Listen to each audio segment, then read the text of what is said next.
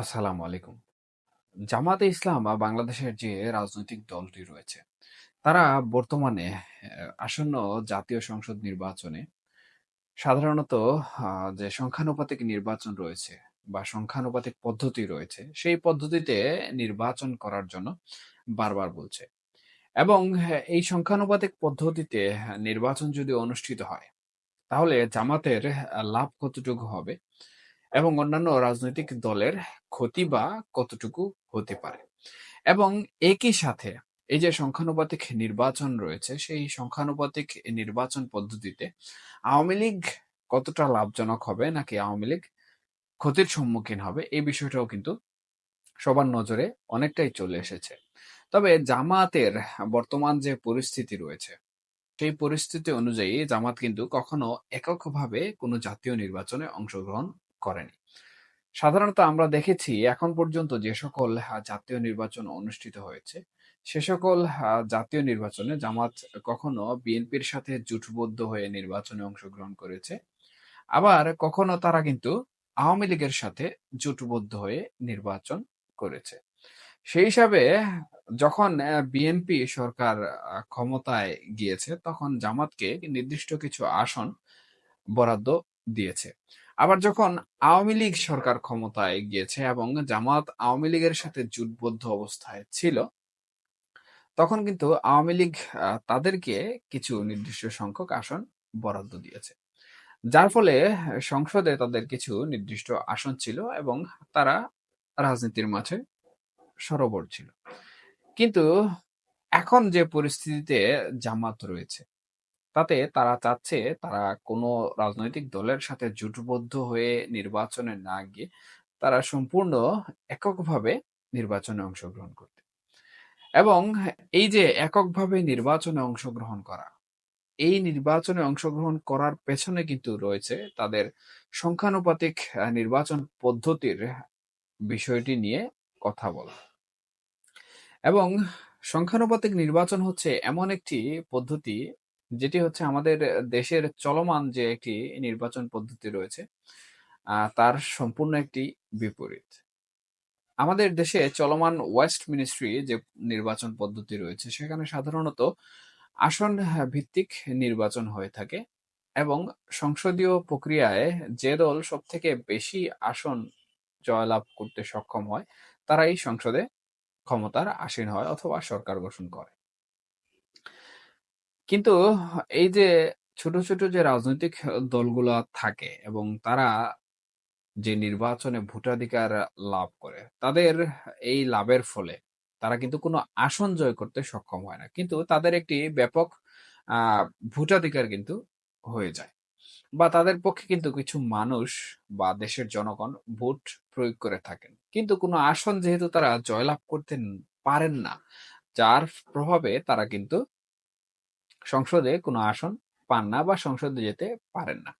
কিন্তু এই যে সংখ্যানুপাতিক নির্বাচন পদ্ধতি, এই পদ্ধতিতে সাধারণত 0.35% যদি সম্পূর্ণ দেশে যে ভোটাধিকার রয়েছে, তার মধ্যে একটি রাজনৈতিক দল যদি এই 0.35% ভোট বা ভোটাধিকার প্রাপ্ত হয়, তাহলে সংসদে তার জন্য একটি আসন বরাদ্দ হয় অথবা সে সংসদে একটি আসন পাওয়ার যোগ্যতা অর্জন করে ফেলে।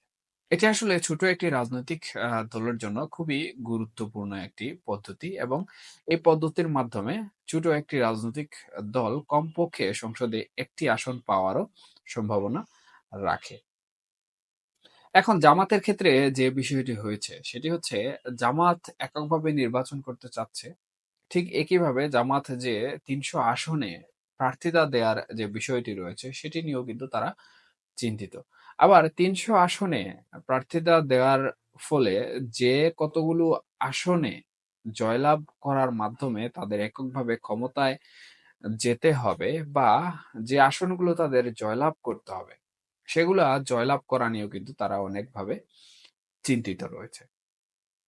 দেখুন, বাংলাদেশের বর্তমান পরিস্থিতিতে আমি যদি আওয়ামী লীগকে বাইরে রেখে নির্বাচন করি, তাহলে বিএনপি হচ্ছে সবথেকে বড় রাজনৈতিক দল এবং তাদের জনমত বেশি, জনসমর্থক বেশি। সেই হিসাবে অনায়াসে যে হিসাবটি আমরা দেখতে পাই সেটি হচ্ছে বিএনপি অনায়াসে ক্ষমতায় চলে যায়। অর্থাৎ যে আসনগুলো প্রয়োজন সংসদে যাওয়ার জন্য, সংখ্যাগরিষ্ঠতা অর্জন করার জন্য, সেগুলো বিএনপি অনায়াসে পেয়ে যায়। এবং জামাতে ইসলামের পরবর্তীতে থাকে এবং তারা যে আসনগুলো লাভ করবে সেই আসনগুলোর মাধ্যমে হয়তোবা তারা বিরোধী দলীয় একটি অবস্থানে চলে যাবে। কিন্তু যে সকল ছোট, ছোট রাজনৈতিক দল রয়েছে, তারা কিন্তু সংসদে কোনো আসন পাবে না বা আসনে জয়লাভ করতে সক্ষম হবে না। আবার অন্যদিকে জাতীয় পার্টি রয়েছে এবং জাতীয় পার্টি যদি নির্বাচনে অংশগ্রহণ করে এবং এককভাবে নির্বাচনে অংশগ্রহণ করে আওয়ামী লীগ ছাড়া, তাহলে জাতীয় পার্টির কিন্তু একটি বিশাল জনমত রয়েছে এবং যেসব অঞ্চলে জাতীয় পার্টির জনমত রয়েছে, সেখানে কিন্তু জাতীয় পার্টির প্রার্থীকে কেউ হারাতে পারবে না।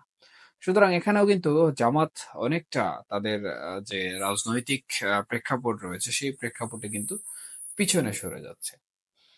সেই হিসাবে জামাত চাচ্ছে যে সংখ্যানুপাতিক পদ্ধতিতে নির্বাচন হোক এবং সেই নির্বাচনে জামাত তাদের যে সম্পূর্ণ দেশে ভোটাধিকার বা জনমত রয়েছে সেই জনমতের মধ্যে প্রাপ্ত ফলাফলের ভিত্তিতে সকল ছোট রাজনৈতিক দল মিলিয়ে তারা সংসদে যাক।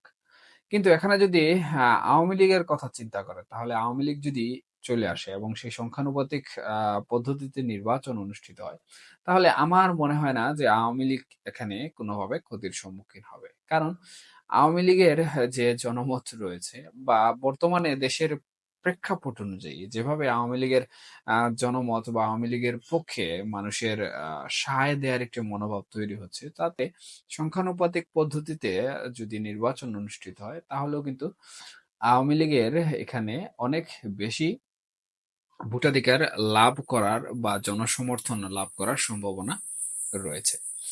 এবং বিএনপি যে বিষয়টি রয়েছে, বিএনপি আসলে চাচ্ছে না কোনোভাবেই যে এই সংখ্যানুপাতিক পদ্ধতিতে নির্বাচন হোক। কারণ এই সংখ্যানুপাতিক পদ্ধতিতে নির্বাচন হলে তাদের যে সমস্যাটি সম্মুখীন হতে হবে সেটি হচ্ছে, যদি আওয়ামী লীগ নির্বাচনে না আসে, অর্থাৎ আওয়ামী লীগকে নির্বাচনে আসতে দেওয়া না হয়, তাহলে তাদের পক্ষেও কিন্তু দেখা যাচ্ছে যে ১৪৯টি বা ১৪৮টি আসন জিতার সম্ভাবনা অনেকটাই কম। এবং অনেকটা কম হওয়ার ফলে তারা কিন্তু কোনো একটি রাজনৈতিক ছোট দলের সাথে জোট করতে প্রস্তুতি নিবে। কিন্তু এই যে রাজনৈতিক জোটকরণের মাধ্যমে সংসদে যাওয়া, এটি নিয়ে কিন্তু অনেক সময় সংসদে বিভিন্ন ধরনের সমস্যার সম্মুখীন তারা হবে। সেই হিসাবে বড় রাজনৈতিক দল বিএনপি কখনোই চায় না যে সংখ্যানুপাতিক পদ্ধতিতে নির্বাচন অনুষ্ঠিত হোক। তারা যে ওয়েস্টমিনিস্ট্রি পদ্ধতি রয়েছে সেটার মাধ্যমে নির্বাচন চায়। তো এই হচ্ছে জামায়াতের সংখ্যানুপাতিক পদ্ধতিতে নির্বাচন করা নিয়ে বেশি, বেশি উৎসাহ এবং বেশি, বেশি অনুরোধ করা অথবা পরামর্শ দেওয়ার পেছনে কারণসমূহ। এর বাইরেও আরো কিছু কারণ রয়েছে।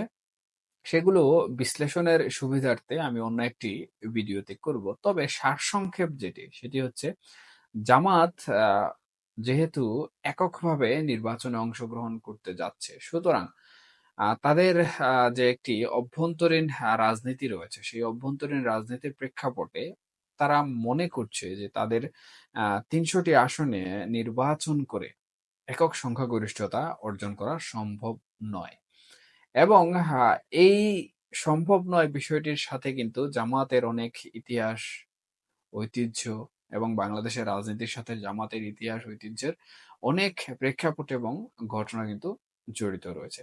তাই তারা আপাতত সংখ্যানুপাতিক পদ্ধতিতে নির্বাচন চাচ্ছে, যাতে করে সম্পূর্ণ দেশের যে একটি জনমত রয়েছে সেই জনমতের টোটাল শতাংশ হিসাবের মাধ্যমে তারা সংসদে আসন লাভ করবে এবং ধীরে ধীরে তাদের রাজনৈতিক যে প্রচেষ্টা বা এককভাবে রাজনীতিতে ফিরে এসে জনমত গ্রহণ করার যে প্রচেষ্টা, সেটি নিয়ে তারা কাজ করবে এবং পুনরায় হয়তোবা তারা নতুন করে নতুন উদ্যমে রাজনীতিতে ফিরে আসার চেষ্টা করবে।